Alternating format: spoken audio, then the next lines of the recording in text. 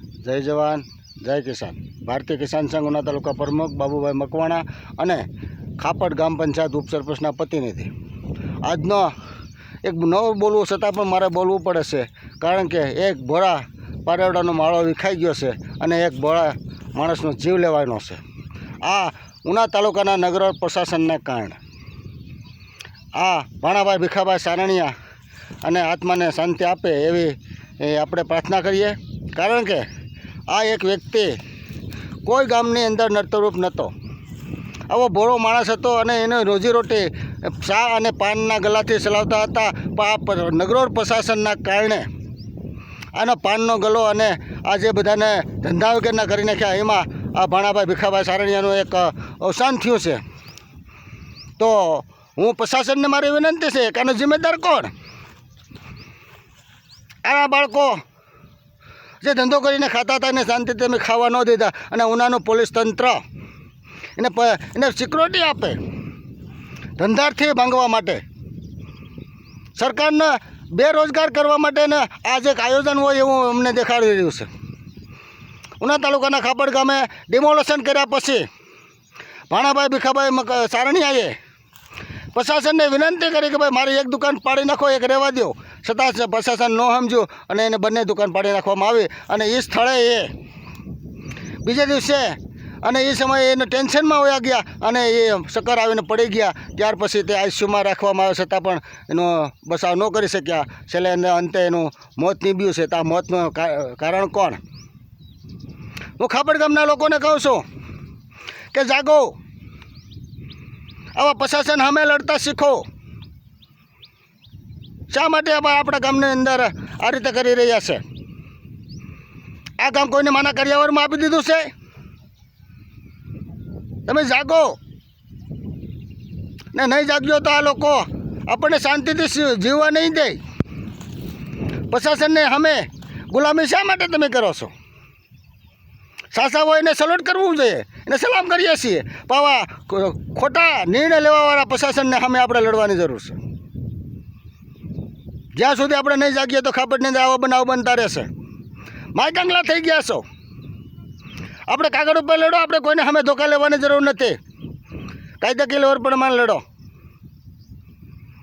આ એકનું મોત નીપજ્યું, છતાં પણ આ ગામના લોકો હજુ વિચાર કરો.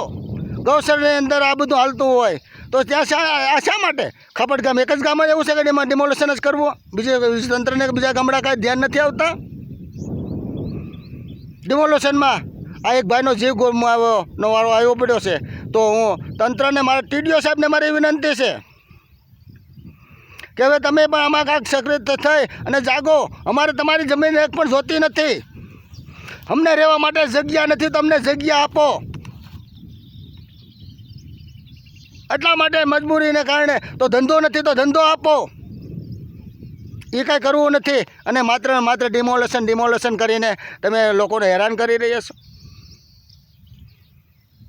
ખાપડના તલાટી મંત્રીને મારી વિનંતી છે કે ભાઈ, નોકરી કરવી હોય તો સીધી રીતે કરો. ને હવે જો કાંઈ પણ થશે, ખાપડની અંદર કાંઈ પણ પ્રશ્ન ઊભો થશે તો સમજી લેજો કે તમારે ઓફિસ ખોલવાની નથી. એ તમને જાહેરમાં કહું છું. ઓલે વખતે તો મેં તમને જાતું કરી દેવાની ભાવના રાખી છે, ને આ વખતે હું પેટ્રોલ લઈને પોતે આવવાનો છું ને પોતે મારા ઉપર પેટ્રોલ છાંટીને હળગવાનો છું. તારી હરુભરુમાં તું તારી સઠ્ઠીનો બગાડી નાખું તો યાદ રાખજે મને. અમારા ગામના એક નાગરિકનો જીવ લેવામાં મંત્રી તું નિષ્ફળ ગયો છે. તું એમાં સહમત છો? ગામના લોકોને કહું છું, તંત્રને કે આવા લોકોને હરાપ નહીં દેતા, એને આશીર્વાદ આપો કે છતાં દીકરા વગરના થઈ જાઓ. તમે એવા આશીર્વાદ આપો કે તમારું પાણી વગરનું તમારું મોત થાય. એવા આશીર્વાદ આપો કે તમારી બોડીને જે કૂતરાએ મંદડા ખાય એવા આશીર્વાદ આપો. અને દીકરા હશે તો એને દીકરા વગરના થઈ જાય. કારણ કે આવા તંત્રને અમારે જરૂર નથી. આવા તંત્રમાં જીવવા કરતાં મરવું સહેલું છે.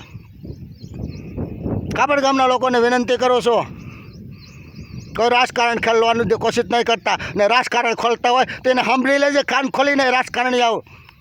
કોઈ પણ પક્ષના હોય, આમ આદમી હોય, કોંગ્રેસ હોય કે ભાજપ હોય, જે કોઈ હોય, કોઈ પક્ષના હોય, ખાપડના લોકોનું તંત્ર ન બગડે એની જવાબદારી બધા રાજકારણી આવે છે, નહીં કે કોઈને એકની. કોઈ વાતે સમજવામાં આવતા નથી. ખાપડના લોકોને કહું છું કે જાગો, નહીં જાગશો તો આ પ્રશાસન આપણી ઉપર ચડી બેસશે. જે થવાનું હોય થાય. સઠ માંડી તો હાથમ થવાની નથી. શા માટે તમે બીવો છો? મોતથી બીવો છો? મોતનો સામનો કરતા શીખો અને આ અંગ્રેજો સામે લડો. આ અંગ્રેજો છે, અંગ્રેજો. હું જાત થાતી ઠોકીને કહું છું કે અંગ્રેજોની ઓલાત હોય તો જ આ થઈ શકે, આ ન થઈ શકે. લોકોને હેરાન કરવાનું કામ કરતું હોય તો ઉના તાલુકાનું માત્ર ઉના તાલુકાનું પ્રશાસન માથે ઊભીને મરવી નાખવામાં આવે તો એને આ પ્રશાસન ઉના પોલીસ બંદોબસ્ત આપે. વાંધો નહીં, આપો. ખાપેટમાં કેટલા બુટલેગરો છે એની પણ તપાસ મારે જોઈએ છે. આપો તો ખબર પડે તમને હોતાય કેટલાને હપ્તા લ્યો છો, ક્યાંથી આવે છે એ બધું એ જાણો તો ખરા. પૈસા આપે એટલે તમે બંદોબસ્ત આપીને ગમે એ લોકોને હેરાન કરવા માટેના દંડા ઉપાડી લેવાના વાત આવે એટલે શું? ઉપાડો દંડા. તૈયાર છીએ દંડા ખાવા માટે અમે. આવા માઈ કાંગલાના જેવા કરતાં તમારા દંડા ખાઈને મરવાનો અમે પસંદ કરશું સાહેબ. હવે પછી જો ખાપેટની અંદર કોઈ પણ અનુચિત બનાવ બને તો મગજમાં પુગાડી લેજો ટીડીઓ સાહેબ. તમારે ત્રીજા માળની ઓફિસે જ ત્યાં પણ મારે આવવું ન પડે એનું ખાસ ધ્યાન રાખે. અને ખાસ ખબર કે તલાટી મંત્રીને તમે સૂચના આપી જ દેજો. એ ફોજીને, એ ફોજી એ નહીં હોય, એ પાકિસ્તાનનો એજન્ટ છે. હું જાહેરમાં કહું છું, નહીં તો આવું ન કરી શકે. ફોજીનો દીકરો, ફોજી જે રહી રહ્યો હોય એ કોઈને હેરાન કરવાનું કામ કરતો હોય એ ન હોઈ શકે. એટલે ખાપેટને મેં હાથ જોડીને વિનંતી કરું છું સાહેબ, ખાપેટના લોકોને કે જાગો. જ્યાં જરૂર પડશે ને અમે ઊભા છીએ. ને નહીં જાગો તો પછી આમાં શું થવાનું છે? કોકના ભાઈઓ દીકરાને અવળે રસ્તે ચડાવે છે. આ દળ ને આ દળ. હવે દળ જે હોય એ ભાઈ, ખાપેટમાં શાંતિ જાળવવી હોય તો શાંતિથી રહેજો. નહીંતર પછી આમાં કાંઈ નક્કી ન હોય. કાગળ ઉપર ચડ્યા પછી શું થાય? એટલે તલાટી મંત્રીને મારી વિનંતી છે કે તમે સમજી જાજો. જે વારંવાર ઓલી કહેવાય છે ને કે મીંદડીના બાળ સિક્કા ન તૂટે એવી કહેવત છે, પણ તમને ખબર ન હોય કે માટલું પણ ભરેલું જ છે, એ તૂટી જાય. આટલું કાંઈ વિનવું છું. જય જવાન જય કિસાન. ભાઈ ખાપેટના લોકોને મારી બે હાથ જોડીને વિનંતી છે કે જાગો અને બીજાને જગાડો.